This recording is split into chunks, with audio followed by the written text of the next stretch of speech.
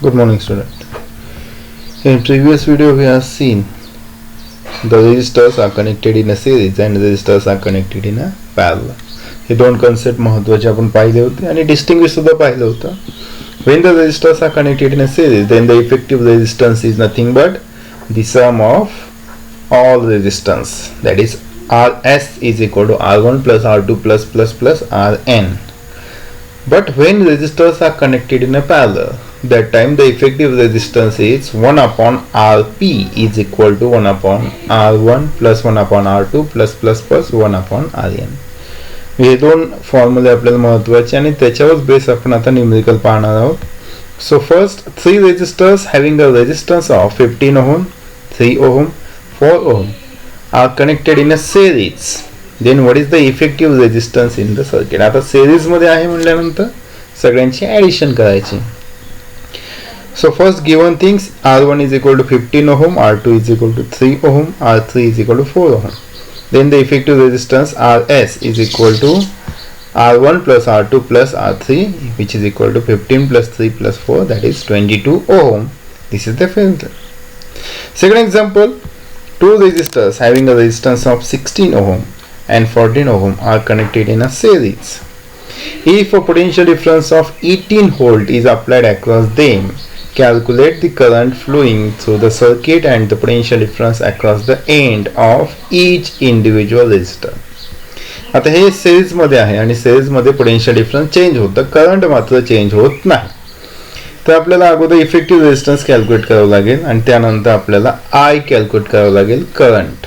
Okay, so scene that R1 is equal to 16 ohm, R2 is equal to 14 ohm. Then the effective resistance Rs is equal to R1 plus R2, that is 14 plus 16 is equal to 30 ohm. Let the current flowing through the circuit be I and the potential difference across the end is 16. आता दोन एंडला दिलेला आहे त्यांनी 16, sorry इथे चुकलेलं आहे, 16 ohm. Let the current flowing through the circuit be I and the potential difference across the end. आता इथे चुकले, 16 ohm and 14 ohm be V1 and V2 respectively. 16 आणि V1 आणि V2 आहे. तर आपल्याला प्रत्येकासाठी अगोदर करंट फाइंड करावं लागेल. तर करंट फाइंड करण्यासाठी अगोदर आपल्याला पोटेन्शियल डिफरन्स दिलेला आहे 18 व्होल्ट, इथे म्हटलेलं आहे 18 व्होल्ट. ओके, आणि formula V is equal to IR. So I is equal to V upon R. V आहे 18 व्होल्ट आणि ओहम आत्ताच कॅल्क्युलेट केला, रेजिस्टन्स 30 ओहम. सो सगळ्यात अगोदर डिवाइड केलं तर 3 ने डिवाइड होईल, 3 10 जा 30 आणि 3 6 जा 18, म्हणजे 6 upon 10 येणार, म्हणजे आन्सर आला 0.6 एम्पियर. आता आपण I प्रत्येकासाठी कॅल्क्युलेट केलेलं आहे. आता फक्त V1 आणि V2 कॅल्क्युलेट करायचे. So V1 is equal to IR1, फक्त तेवढा चेंज होणार, करंट बदलत नाही. So V1 is equal to 0.6 into 16, that is 9.6 volt. V2 is equal to IR2, that is 0.6 into 14, that is 8.4 volt. Simple आहेत. आता हे झालं सिरीजचे एक्झाम्पल. आता पॅरलल मध्ये असेल तर एक्झाम्पल पहा कशा सॉल्व करायचे. So solve example. Resistors having a resistance of 15 ohm, 20 ohm and 10 ohm are connected in a parallel. What is the effective resistance in a circuit? Parallel आहे, parallel साठी formula आहे 1 upon Rp is equal to 1 upon R1 plus 1 upon R2 plus 1 upon R3. First write down the given things. R1 is equal to 15 ohm, R2 is equal to 20 ohm and R3 is equal to 10 ohm. मग इथे value टाकल्या, so 1 upon Rp is equal to 1 upon 15 plus 1 upon 20 plus 1 upon 10. आता पहा प्रत्येकाचे denominator different आहे, आपल्याला अगोदर denominator same करावं लागेल. तर या तिन्ही नंबरच्या जर आपण त्यांचा जर टेबल घेतला तर त्या टेबलमध्ये एक कॉमन नंबर असायला हवा. तर 10च्या टेबलमध्ये आहे 60, 20च्या टेबलमध्ये सुद्धा आहे 60 आणि 15च्या टेबलमध्ये सुद्धा आहे 60. मग एक 60 झाला LCM, 60 झाला LCM. मग LCM आला 60. आता 15ला कितीने मल्टिप्लाय केल्यावर 60 येत आहे, 15 4 जा, म्हणून इथे 4 ने मल्टिप्लाय केलं दिसतंय 4. 20ला 3 ने मल्टिप्लाय केल्यावर आणि 10ला 6 ने, so 4 plus 3 plus 6 that is 13 upon 60. आपल्याला हा 1 upon Rp आहे, आपल्याला Rp हवा आहे. So take a reciprocal. म्हणजे न्यूमरेटरचा डिनॉमिनेटर आणि डिनॉमिनेटरचा न्यूमरेटर झाला. So RP is equal to 60/13, that is 4.615 ohm is the effective resistance. Okay. Second example, three resistors having the resistances of 5 ohm, 10 ohm and 30 ohm are connected in a parallel and a potential difference of 12 volt is applied across them. Obtain the current flowing through the circuit and through individual resistor. What is the effective resistance in the circuit? त्यांनी R1 R2 दिलेलं आहे आणि आपल्याला calculate करायचं आहे effective resistance, total RP calculate करायचं आहे. तर पहा R1 R2 आणि R3 दिलेले आहेत. पोटेन्शियल डिफरन्स आहे 12 व्होल्ट, इथे पोटेन्शियल डिफरन्स बदलत नाही. So first we are going to calculate I1 calculate करू. So I1 is nothing but V upon R1, that is 12/5, direct answer 2.4 ampere. I2 is equal to V upon R2, potential difference same है 12/12, sorry 12/10, 1.2 ampere. I3 is equal to V upon R3, that is 12/30, simple division होईल 0.4 ampere. मग total current आला आहे I is equal to I1 plus I2 plus I3, that is 2.4 plus 1.2 plus 0.4, that is 4.0 ampere. Okay.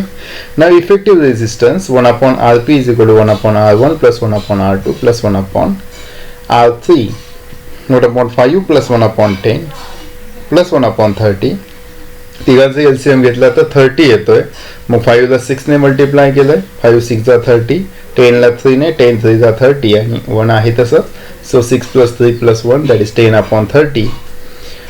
If you are taking a reciprocal, then RP is equal to 30 upon 10, that is 3. This is the final answer. Numerical खूप सोपे आहे, solve का difficulty आली तर नक्की विचारा.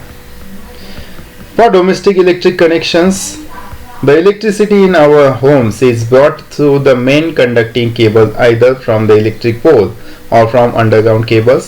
Usually there are 3 wires in the cable. One is called the live wire, which brings in the current. It has a red or brown insulation. The other wire is called neutral wire, through which the current returns. It is either blue or black. Mostly 2 wire असतात, mostly ज्या आपल्याला येताना MSCB कडून 2च येतात. एक म्हणजे live आणि दुसरी न्यूट्रल. ओके. आणि तिसरी आपण घरामध्ये इलेक्ट्रिक फिटिंग करताना वापरत असतो, त्याला आपण म्हणतो अर्थिंग. अर्थ इन असा त्याचा अर्थ आहे. अर्थ म्हणजे जमीन आणि इन म्हणजे जमिनीत सोडणे. In India the voltage difference between the live and neutral wire is about 220 volt. Both these wires are connected to the electric meter through a fuse. आपण पाहतो फ्यूजने जोडलेले असतात. Through a main switch, they are connected to all the conducting wires inside the home so as to provide electricity to every room. In each separate circuit, various electrical appliances are connected between the live and neutral wires. The different appliances are connected in parallel and the potential difference across them or across every appliance is the same. प्रत्येक म्हणजे काय होतं, parallelly हे जोडले जातात, त्याच्यामुळे potential difference काय बदलत नाही. आपण अगोदरच पाहिलं, ज्यावेळेस पॅरलल मध्ये कनेक्ट केले जातात रेजिस्टर्स, त्यावेळेस ते काय, त्यांचं प्रत्येक वेळेस पोटेन्शियल डिफरन्स सेम असतं. The different appliances are connected in parallel and the potential difference across every appliance is same. The third wire is called the earth wire and is of yellow or green color. This is connected to a metal plate buried deep underground near the house and is for safety purpose. जमिनीमध्ये ती गाडून टाकली जाते आणि हे सेफ्टीसाठी आहे. म्हणजे इलेक्ट्रिक करंट जर रिटर्न येत असेल तर तो आपल्याला शॉक देऊ शकतो, त्याच्याऐवजी ते जमिनीत गाडल्यामुळे जी अर्थिंगमुळे ती जे आहे ते जमिनीत निघून जात असते. Next fuse. आता पाहतो आपण घरामध्ये फ्यूज वायर किंवा फ्यूज जोडले जातात. या पद्धतीचे फ्यूज असतात. छोटे जरी अप्लायन्स असेल, म्हणजे मिक्सर असेल, टीव्ही असेल, त्यांना सुद्धा छोटे छोटे फ्यूज असतात असे, त्याला आपण कार्टेज फ्यूज म्हणतात. आणि सिरॅमिक फ्यूज आपल्या मेन फ्यूजला असतो, आपण पाहतो मीटरच्या शेजारी. Fuse wire is use to protect domestic appliances. Domestic म्हणजे घरगुती जे काही अप्लायन्सेस आहेत, अप्लायन्सेस म्हणजे घरी वापरणारे जे काही उपकरणे आहेत त्यांना वाचवण्यासाठी, त्यांच्या सुरक्षेसाठी असतात. It is made up of mixture of substances and has a specific melting point. हे ज्यांचा स्पेसिफिक मेल्टिंग पॉइंट असतो, म्हणजे जर जास्त